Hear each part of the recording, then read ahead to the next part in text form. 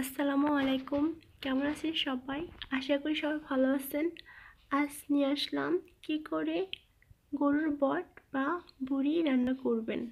তো আমি রান্নার প্রসেসটা ধাপে ধাপে দেখিয়ে দিব। যদি আমার রান্নাটা ভালো লেগে থাকে অবশ্যই চ্যানেলটা সাবস্ক্রাইব করবেন, বেল আইকনে প্রেস করে রাখবেন যাতে সবার আগে আমার ভিডিওটা পেতে পারেন। আর ফ্রেন্ড আর ফ্যামিলির মাঝে বেশি বেশি শেয়ার করবেন।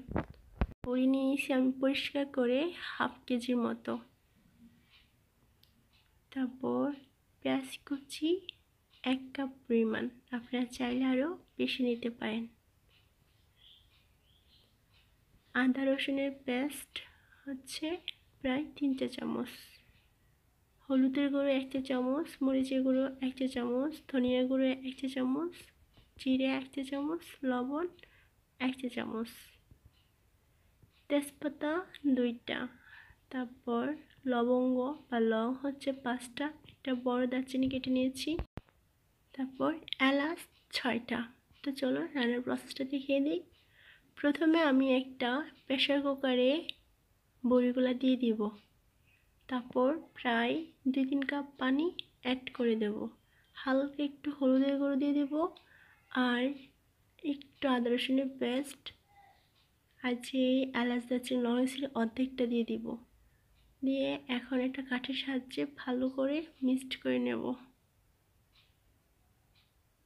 মিক্সড হয়ে আসলে ঢেকে দেব। এভাবে আমি প্রায় 1 ঘন্টার মতো সেদ্ধ করব, কারণ বট সেদ্ধ হতে সময় লাগে। 1 ঘন্টা পর চলে আসলাম। আমি প্রায় 8-10 মিনিট ঠান্ডা করে নিয়েছি, না হলে আমি ঢাকনাটা খুলতে পারবো না।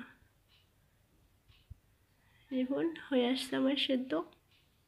এখন আমি এগুলোকে নামিয়ে ফেলবো। একটা প্যানে আমি তেল নিয়ে নিব। তেলটা গরম হয়ে আসলে এর মাঝে পেঁয়াজ কুচিটা অ্যাড করে দেব, সাথে যত মশলার অর্ধেক ছিল এলাচ দারচিনি এগুলো অ্যাড করে নেব। হালকা একটু ভেজে নেব। ভাজা হয়ে আসলে এর মাঝে আদা রসুনের পেস্টটা দিয়ে দিব। এখন এগুলোকে কতক্ষণ ভেজে নেব, যতক্ষণ পর্যন্ত কাঁচা স্মেলটা না যায়। 1 মিনিটের মতো ভেজে নেব। ভাজা হয়ে আসলে এর মাঝে আমি হলুদের গুঁড়ো, মরিচের গুঁড়ো, ধনিয়ার গুঁড়ো, লবণ, জিরে এগুলো দিয়ে দিব।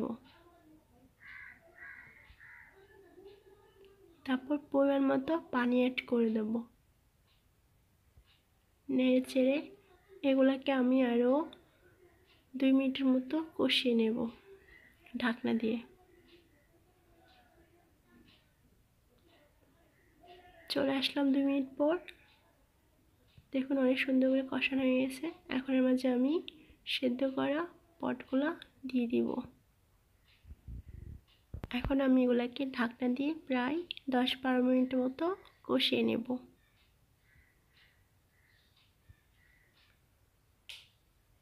চলে আসলাম 10-12 মিনিট পর। দেখুন আমার বড়িটা অনেক সুন্দর করে কষানো হয়ে গেছে। এখন হয়তো আমি পরিমাণ মতো পানি অ্যাড করে দেব। ভালো করে নেড়ে চেড়ে আমি আরও আধা ঘন্টার মতো এটা ঢেকে দেব, যাতে ভালো করে সিদ্ধ হয়। আর কাঁচামরিচগুলো অ্যাড করে দিলাম।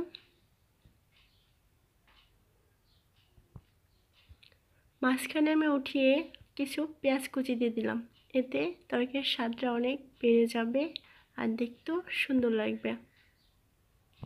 আবার ঢেকে দেব। দেখুন চলে আসলাম আমি আধা ঘন্টার পর টোটাল। দেখুন আমার রান্নাটা অনেক সুন্দর হয়েছে, দেখতেও অনেক সুন্দর হয়েছে। যদি আমার রান্নাটা ভালো লেগে থাকে অবশ্যই চ্যানেলটা সাবস্ক্রাইব করবেন আর বেল আইকনে প্রেস করে রাখবেন যাতে সবার আগে পেতে পারেন। ভালো